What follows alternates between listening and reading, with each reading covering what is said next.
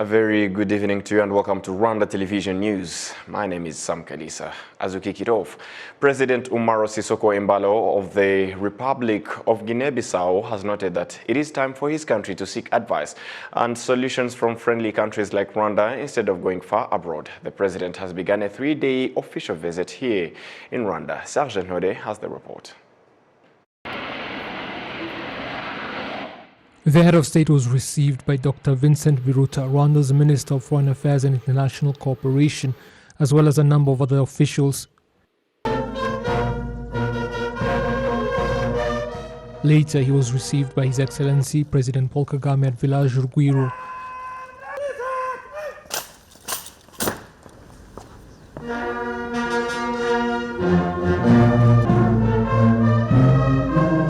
And the two leaders held a private meeting before overseeing the signing of Memorandum of Understandings between their respective countries, focusing on economic and trade cooperation, education as well as tourism, business events and conservation. We can, of course, exchange experiences between us in various aspects. And here, I can see that we have mentioned the field of tourism as part of the agreements that we have signed. Trade and education.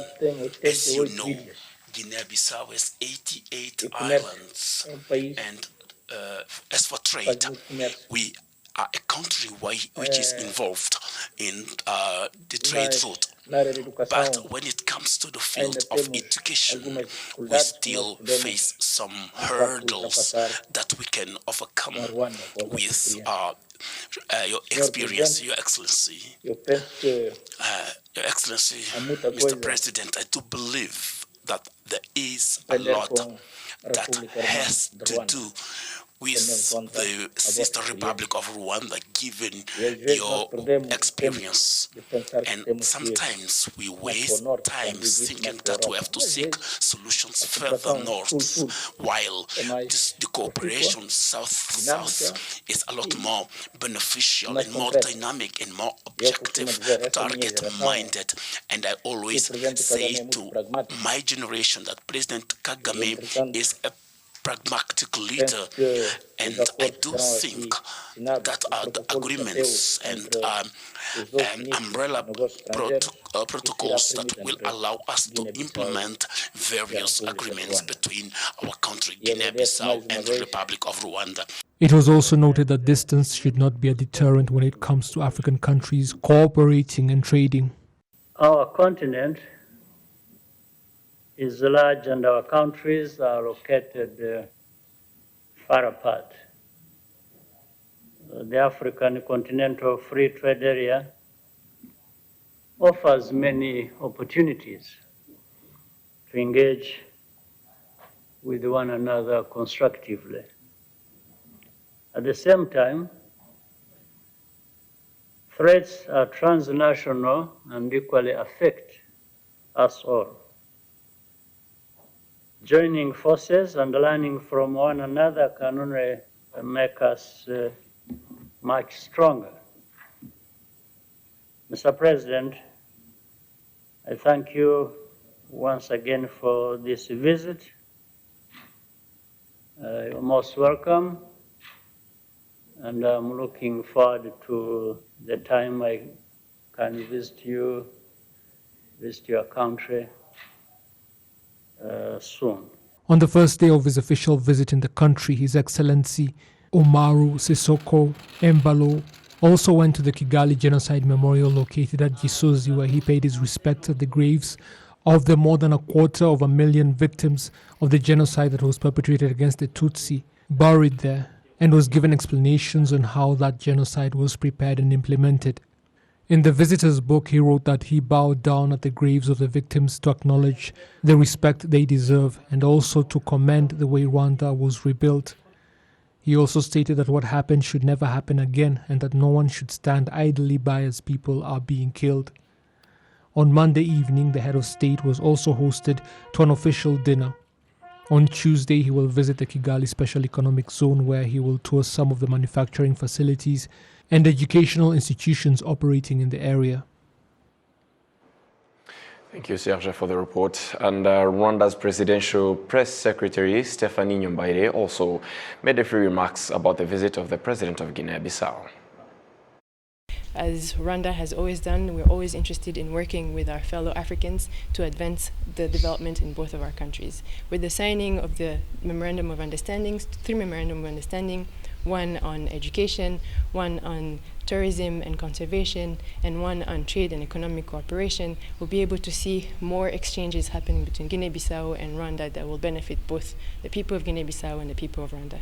There are discussions ongoing right now that may lead to a BASA agreement being signed between Guinea-Bissau and Rwanda, which will explain part of the conversations that the Minister of Infrastructure is having with some of the counterparts that are here today. The agreement will allow for Rwanda to eventually, in the future, fly to Guinea-Bissau to pick up passengers or otherwise to increase the relationship between Rwanda and Guinea-Bissau. But the agreement was not signed today, but is in discussions for the future. President Embaló is going to visit the Special Economic Zone, which is an area which allows Rwanda to showcase many of what we're able to do when it comes to advancing our economy. The key things he's going to visit is the Carnegie Mellon University, is the African Improved Foods, and Volkswagen. All of these are companies that we're able to set up in Rwanda that we are looking to have partnerships with other countries, whether it's in exporting the cars that are manufactured here or Volkswagen, whether it's in bringing students from Guinea-Bissau to study on the campus of Carnegie Mellon University here in Rwanda, or exporting some of the foods that Africa Improved Foods produces here. In general, the Special Economic Zone was set up to be able to facilitate commerce and trading between Rwanda and other countries, and Guinea-Bissau could be one of them. And before we get our eyes off the visit of President Embaló to Rwanda, how about we take a brief look at the history of Guinea-Bissau and what sort of a country it is today with Serge Noire. Guinea-Bissau is located in West Africa, bordered by Senegal to the north, Guinea to the east and south, and the Atlantic Ocean to the west. Its capital city, Bissau, is located on the coast. The country is 36,000 square kilometers in size, 8,000 square kilometers of that out in the Atlantic Ocean, where its 60 islands are located, the biggest being Bijagos. The country has less than 2 million people for its population and has a population density of just 54 people per square kilometer, among the lowest figures globally. Guinea-Bissau is rich in natural resources that include oil and exports as much as 500,000 tons of fish to the EU every year. The country also has very fertile lands. The most common language used by people in Guinea-Bissau is Portuguese, though many other local languages also exist, as well as French and English, and the country is part of the International Organization of French-Speaking Countries. Guinea-Bissau gained independence from Portugal in 1974, but has been plagued by coups d'etats ever since, with 4 of them being successful over the years. The current president of the country, His Excellency Umaro Sissoco Embaló, has led the country since February 2020 and has extensive knowledge of diplomacy and the military, speaking Portuguese, Spanish, French, and Arabic. The president introduced reforms in his country to fight corruption and drug trafficking, as well as making trips abroad to bolster Guinea-Bissau's international standing. He has strived to create jobs for the youth in the country, emphasizing that there is no reason why they should risk their lives trying to illegally enter Europe. Early last month, however, a coup was attempted while the president was in the middle of chairing a cabinet meeting, and shots rang out in the capital. What happened was carried out by a group of thugs who were being used by others, and they attempted to seize power. I am here with all of the senior leaders of the military, including the chief of staff. What occurred is unfortunate and will tarnish Guinea-Bissau's image globally. President Umaro Sissoco Embaló is determined to continue with the reforms that are meant to improve the welfare of his people. Thank you very much, Serge, for the compilation. And as we move ahead to other matters, Rwandans and residents of countries that neighbor Rwanda are happy that land borders have been reopened, something that will once again boost trade and social relations. Authorities, however, are urging those who need to cross to comply with the requirements to allow them cross with ease. A Volcano Express bus carrying 40 passengers arrives at Gatuna-Katuna border between Rwanda and Uganda at 11:15 a.m. Passengers are required to show that they have been fully vaccinated against COVID-19 and a negative PCR COVID-19 test. They expressed their gratitude for the reopening of this border that have been closed for 3 years. Yeah, so my name is Peter Buluma, from Nairobi, and I'm heading to Kigali, and I have had a good experience. I've been handled well, and everything is okay. Yeah, it is a good way, because we belong to the East African community, and most probably this COVID challenge, at least we have been able to get all the tests that are required. So when we proceed in terms of the integration part of it, moving around from one country to the other, it is the best way, and best way in terms of matters related to development, So I do believe this is a positive way, because at least we can be able to have all the necessary tests and confirm that at least we are negative or maybe are positive, but we need to integrate as countries within East African community. I'm very happy to see that now borders is open so that people can cross all along from Uganda to Rwanda and from Rwanda to Uganda. When you're coming from Uganda side, when you reach Uganda side, they take COVID test, you pay 100,000 Uganda shillings. Then on the side of Rwanda, they just take COVID results without payments when you are coming from Rwanda. It is really very good, because due to the fact that we are neighbors, it is very good that everyone can cross freely from the other side to the other side. With the reopening of land borders at the Rusizi 1, the Rusizi 2, and the Bugarama borders, crossing has continued as normal. Residents from neighboring countries also say they are happy that borders have been reopened. I came from Arusha. I'm very happy because I found the border reopened. I'm very thankful to the government of Rwanda for this, because we normally get difficult passing through other borders. I was very happy yesterday after learning that Rwanda has reopened land borders. We wanted to come and visit friends, but also for business purposes. We crossed without any difficulties, and we wish that that can continue. At the Rwanda-Burundi border, people are not crossing as the border is still closed on the Burundian side.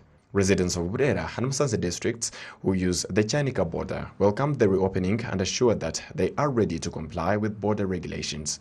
On the Ugandan side, Kisoro District Mayor Abel Bizimana thanked the government of Rwanda for reopening the border to facilitate trade and exchange, while Burera District Mayor Marie Chantal Rwanyirijira called on residents of both countries to abide by all the set regulations.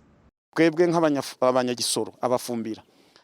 as the people from Kisoro, particularly from Bufumbira, are very happy.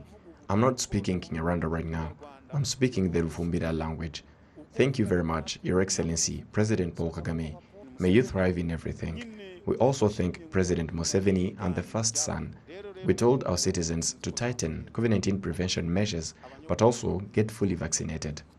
kwirinda covid kandi bagakingizwa kugira ngo batanduza abanyarwanda. Umuntu niba afite passport cyangwa se afite laissez-passer cyangwa se afite n'indangamuntu bitewe naho agiye. People need to have full documents, whether the passport or the ID. This will help us prevent those who used to cross in illegally. Even citizens should help us with this because passing through illegal paths can be risky. With the reopening of land borders on Monday, the Minister of Local Government, Gatabazi Jean-Marie Vianney, noted that Rwanda is discussing with neighboring countries on the use of border pass. Regarding the Rwanda-Burundi border, Minister Gatabazi noted that people have to be patient until the border is reopened on the Burundi side.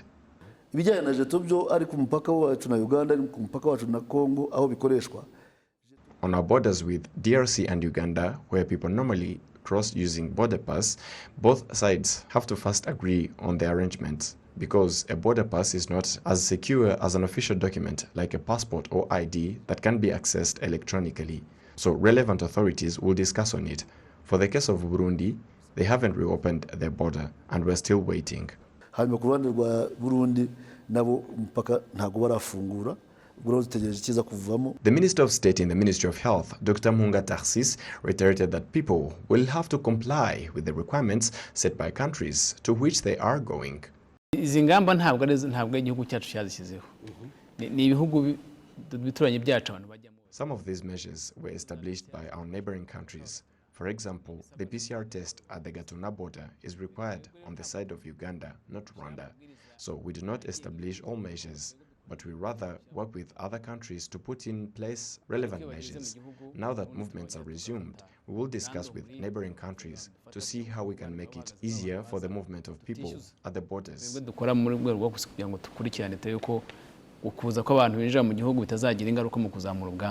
Cabinet resolutions as of March 4th, 2022 approved the reopening of land borders from Monday 7th March 2022.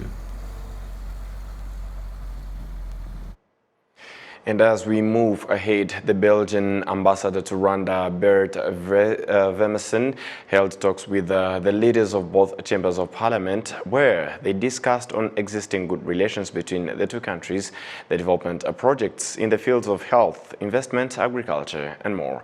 The officials also reaffirmed the cooperation between the two parliaments in maintaining relations between Rwanda and Belgium. The Belgian ambassador noted that in regards to economic cooperation, there are many sectors that will benefit from the good bilateral relations between Rwanda and Belgium, especially the trade sector in both countries. On a parlé un petit peu de la situation économique aussi, notamment parce qu'il y a une mission économique. We discussed about the economy because in 3 weeks from now, 25 investors from Belgium will come to learn about the Rwandan market. That's where we're best on to discuss the East African region market as a whole, now that even the Democratic Republic of Congo is about to become a member of the bloc. So the market is going to be bigger and it will attract many investors. It's a very good thing. La RDC se rejoint au East African Community. Donc ça, c'est pour nous un développement positif, très positif. The Speaker of the Chamber of Deputies, Mukabalisa Donatil, reiterated that the discussions will be followed by practical activities, in particular investment activities that will benefit the people of both countries and the East African region as a whole.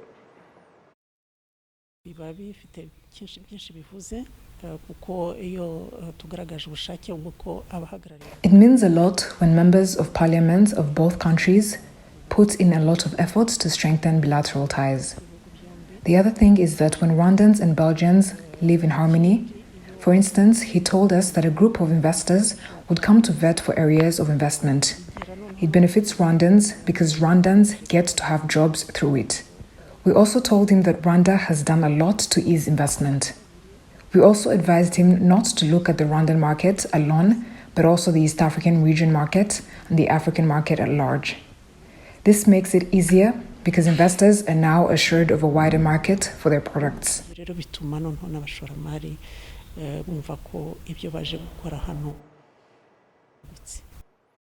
And as we move ahead to health matters now, mental health experts have reminded that people should take care of themselves, their families, as well as their friends, so that in cases of any mental health problems, they are diagnosed early so that the proper assistance can be given early. The Rwanda Biomedical Center, RBC, is also calling on Rwandans to fully utilize mental health services that are available at health centers and referral hospitals across the country. During a press conference organized by RBC's mental health department, it was noted that people with mental health problems are usually too embarrassed to tell anyone, resulting in their condition deteriorating to the point of it being no longer possible to hide it, which in most cases means the patient is seriously ill. Abantu benshi harimo n'abajijutse n'abakijijwa. You cannot imagine that even now some people still call it witchcraft, demons, and due to such thinking people go to witch doctors for healing, and this delays their opportunity to access proper medical care and results in them requiring very powerful medication when they finally do get it. All of that is because of hesitating to do the right thing right away. On behalf of the entire news production team that made it happen, thank you very much for staying with us. My name is Sam Kalisa, wishing you a safe evening and a fruitful week ahead. Goodbye.